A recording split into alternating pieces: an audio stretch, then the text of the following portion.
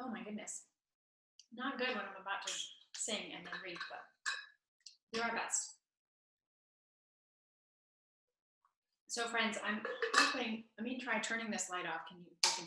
You can still see me. So we're gonna have this sort of in the dark. And I'm going to extinguish a candle, one of these candles, after each of our readings. And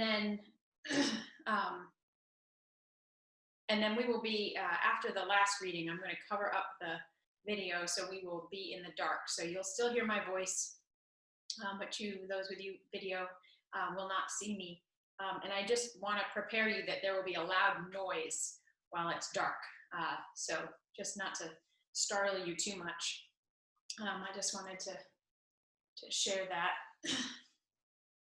So again, I'm gonna sing "Were You There?"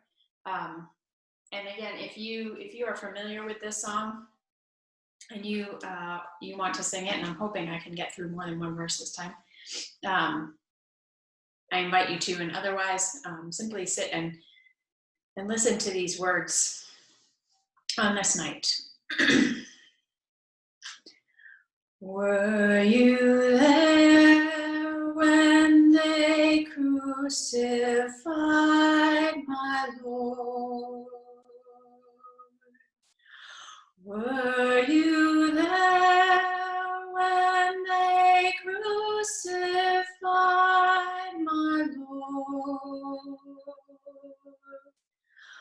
Oh, sometimes it causes me to tremble, tremble, tremble. Were you there when they crucified my Lord? Were you there when they nailed him to the tree? Were you there when they nailed him to the tree? Oh, sometimes it causes me to tremble, tremble, tremble. Were you there when they nailed him to the tree? Were you there when God wept at Mary's cry? Were you there when God wept at Mary's cry? Oh, sometimes it causes me to tremble, tremble, tremble. Were you there when God wept at Mary's cry?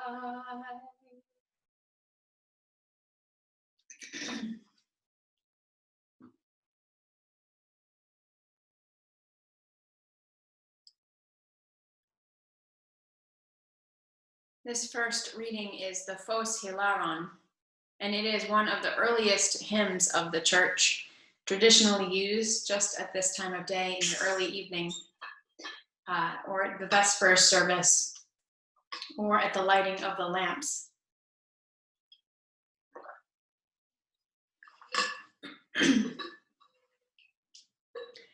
O gracious light, pure brightness of the eternal Creator in heaven, O Jesus Christ, holy and blessed. Now as we come to the setting of the sun, and our eyes behold your vesper light. We sing your praises, holy God, one in Trinity. You are worthy at all times to be praised by happy voices, O Christ of God, O giver of life, and to be glorified through all the worlds. And now we begin our Tenebrae readings, which all come from the Gospel according to Matthew, and are all from the Inclusive Bible. The first is Matthew 26, verses 30 through 46. Then, after singing the Hallel, they walked out to the Mount of Olives. Jesus then said to them, "Tonight you will all fall away because of me. For Scripture says, I will strike the shepherd and the sheep will be scattered. But after I have been raised, I will go to Galilee ahead of you." Peter responded, "Though all may fall away because of you, I never will." Jesus replied, "The truth is, before the cock crows tonight, you will deny me 3 times. Peter said, "Even if I must die with you, I will never disown you." And all the other disciples said the same. Then Jesus went with them to a place called Gethsemane and said to the disciples, "Stay here while I go over there and pray." Jesus took along Peter, James, and John and started to feel grief and anguish. Then he said to them, "My soul is deeply grieved, and to the point of death. Please stay here and stay awake with me." Jesus went on a little further and fell prostrate in prayer. "Abba, if it is possible, let this cup pass me by. But not what I want, what you want." When Jesus returned to the disciples, he found them asleep. He said to Peter, "Couldn't you stay awake with me for even an hour? Be on guard and pray that you may not undergo trial. The spirit is willing, but the body is weak." Withdrawing a second time, Jesus prayed, "Abba, if this cup cannot pass me by without my drinking it, your will be done." Once more, Jesus returned and found the disciples asleep. They could not keep their eyes open. Jesus left them again, withdrew somewhat, and prayed for a 3rd time, saying the same words as before. Finally, Jesus returned to the disciples and said to them, "Are you still sleeping? Still taking your rest? The hour is upon us. The chosen one is being betrayed into the hands of sinners. Get up. Let us be on our way. Look, my betrayer is here."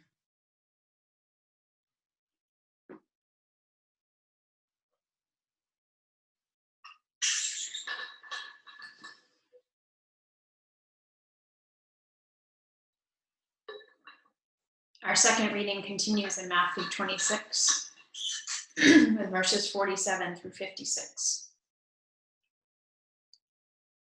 While Jesus was still speaking, Judas, one of the 12, arrived, accompanied by a great crowd with swords and clubs. They had been sent by the chief priests and elders of the people. Judas had arranged to give them a signal. "Whomever I embrace is the one," he had said. "Take hold of him." He immediately went over to Jesus and said, "Shalom, Rabbi," and embraced him. Jesus said to Judas, "Friend, just do what you're here to do." At that moment, the crowd surrounded them, laid hands on Jesus, and arrested him. Suddenly, one of those who accompanied Jesus drew a sword and slashed at the high priest's attendant, cutting off an ear. Jesus said, "Put your sword back where it belongs. Those who live by the sword die by the sword. Don't you think I can call on my Abba God to provide over 12 legions of angels at a moment's notice? But then how would the scriptures be fulfilled, which say it must happen this way?" Then Jesus said to the crowd, "Am I a robber that you have come armed with swords and clubs to arrest me? Every day I sat teaching in the temple precincts, yet you never arrested me. All this happened in fulfillment of the writings of the prophets. Then all the disciples deserted Jesus and fled.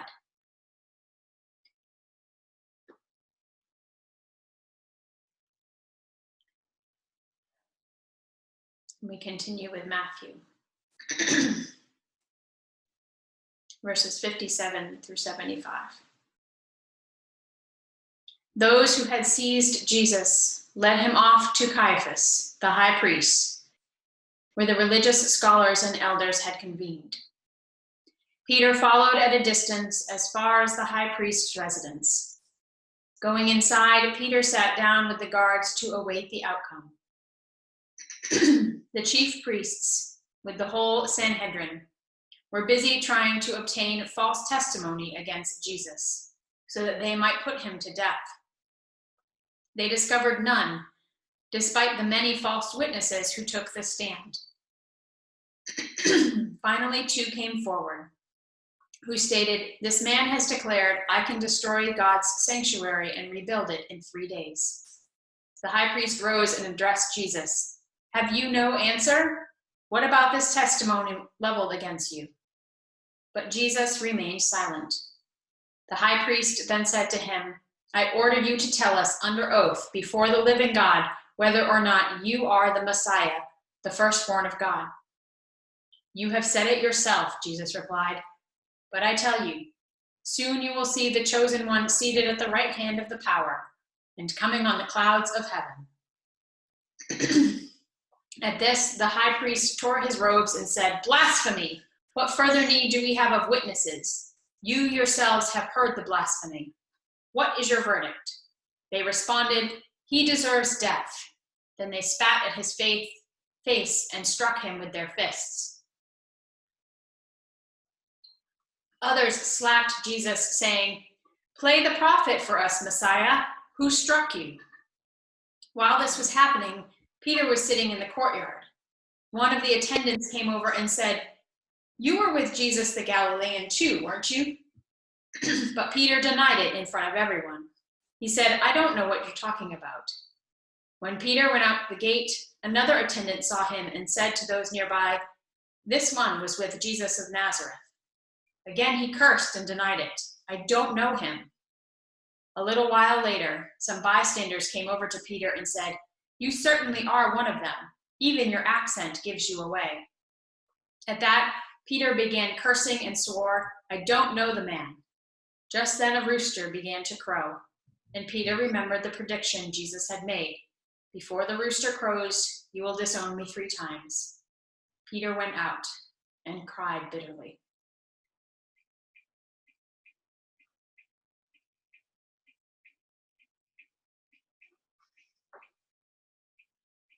Move on to Matthew 27, verses 1 through 5. At daybreak, all the chief priests and the elders of the people took formal action against Jesus to put him to death. They bound him and led him away to be handed over to Pilate, the governor. When he saw that Jesus had been condemned, Judas, who had betrayed Jesus, felt remorse. He took the 30 pieces of silver back to the chief priests and elders and said, "I have sinned.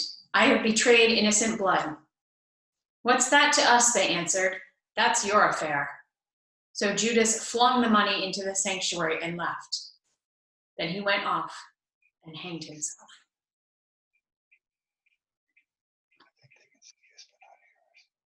Yeah, she unmuted it. She muted it. Why wouldn't you want to look so you can see what we look like?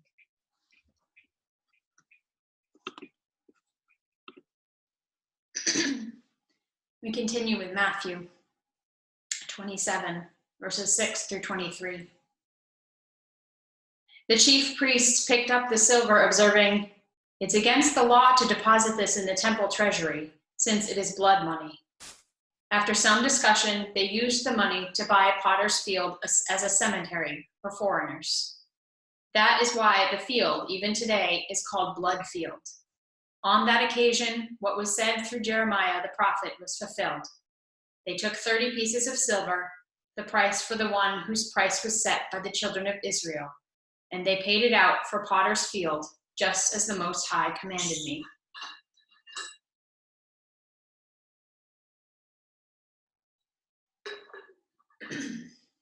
Then Jesus was arraigned before Pontius Pilate, the governor, who questioned him. "Are you the king of the Jews?" Jesus replied, "You say that I am." Yet when Jesus was accused by the chief priests and elders, he made no reply.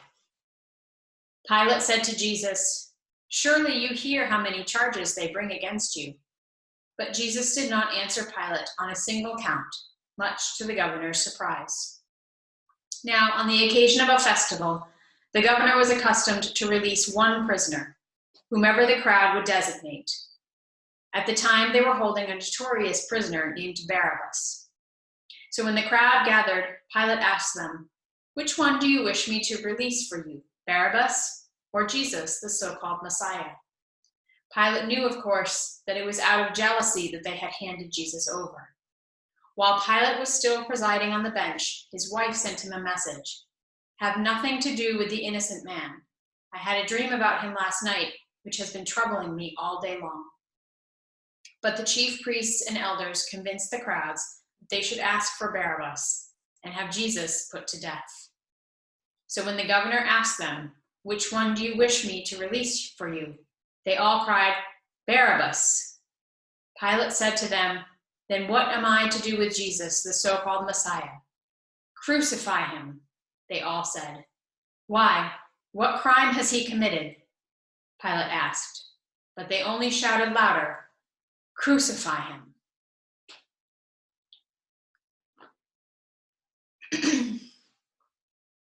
We continue with Matthew 27, verses 24 to 31.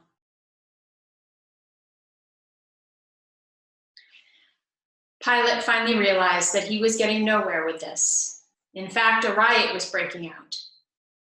Pilate called for water and washed his hands in front of the crowd, declaring as he did so, "I am innocent of this man's blood. The responsibility is yours." The whole crowd said in reply, "Let his blood be on us and on our children." At that, Pilate released Barabbas to them. But he had Jesus whipped with a cat o' nine tails, then handed him over to be crucified. The governor's soldiers took Jesus inside the praetorium and assembled the whole cohort around him. They stripped off his clothes and wrapped him in a scarlet military cloak. Weaving a crown out of thorns, they pressed it onto his head and stuck a reed in his right hand. Then they began to mock Jesus by dropping to their knees, saying, "All hail, King of the Jews!" They also spat at him. Afterward, they took hold of the reed and struck Jesus on the head. Finally, when they had finished mocking him, they stripped him of the cloak, dressed him in his own clothes, and led him off to crucifixion.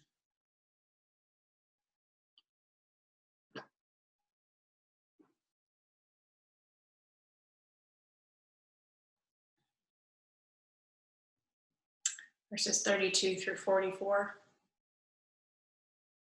On their way out, they met a Cyrenian named Simon, whom they pressed into service to carry the cross. Upon arriving at a site called Golgotha, which means skull place, they gave Jesus a drink of wine mixed with a narcotic herb, which Jesus tasted but refused to drink. Once they had nailed Jesus to the cross, they divided his clothes among them by rolling dice. Then they sat down and kept watch over him. Above his head, they put the charge against him in writing: "This is Jesus, King of the Jews." 2 robbers were crucified along with Jesus, one at his right and one at his left. People going by insulted Jesus, shaking their heads and saying, "So you are the one who is going to destroy the temple and rebuild it in 3 days? Save yourself, why don't you? Come down off that cross if you are God's own." The chief priests, the religious scholars, and the elders also joined in the jeering. "He saved others, but he cannot save himself. So he's the King of Israel. Let's see him come down from that cross, and then we will believe in him. He trusts in God. Let God rescue him now if God is happy with him. After all, he claimed to be God's own."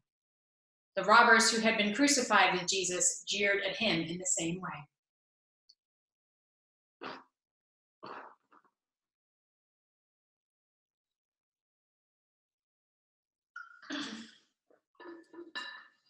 Verses 45 through 50.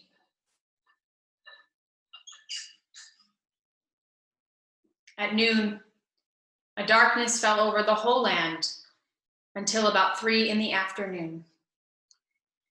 At that hour, Jesus cried out with a loud voice, Eli, Eli, lama sabachthani, which means, my God, why have you forsaken me? This made some of the bystanders who heard it remark, he is calling for Elijah. One of them hurried off and got a sponge. He soaked the sponge in cheap wine and sticking it on a reed, tried to make Jesus drink. The other said, leave him alone. Let's see whether Elijah comes to his rescue. Once again, Jesus cried out in a loud voice. Then he gave up his spirit.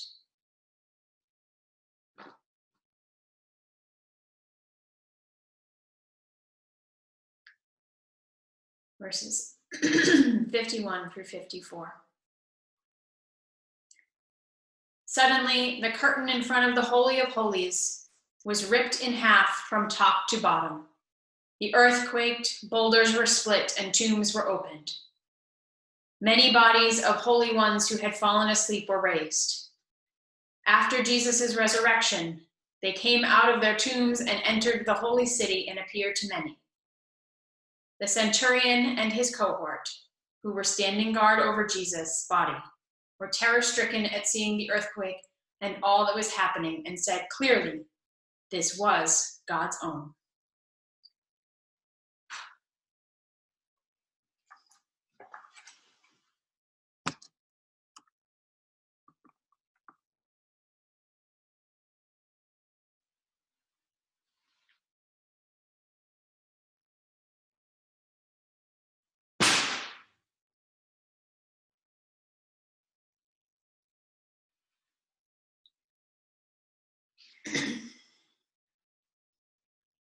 A group of women were present, looking on from a distance.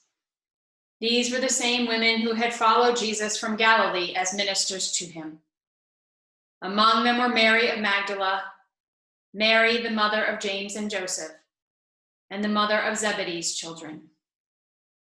When evening fell, a wealthy man from Arimathea named Joseph, who had become a disciple of Jesus, came to request the body of Jesus. Pilate issued an order for its release. Taking the body, Joseph wrapped it in fresh linen and laid it in his own tomb, which had been hewn out of rock.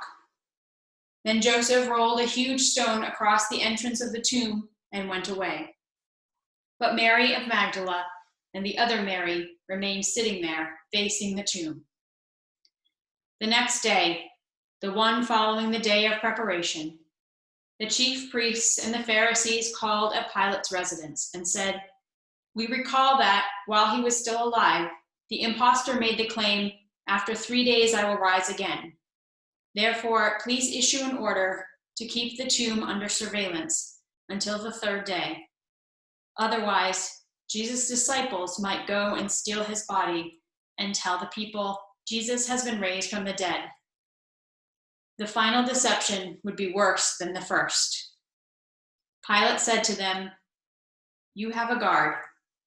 Go and secure the tomb as best you can. So they went to seal the tomb and post a guard.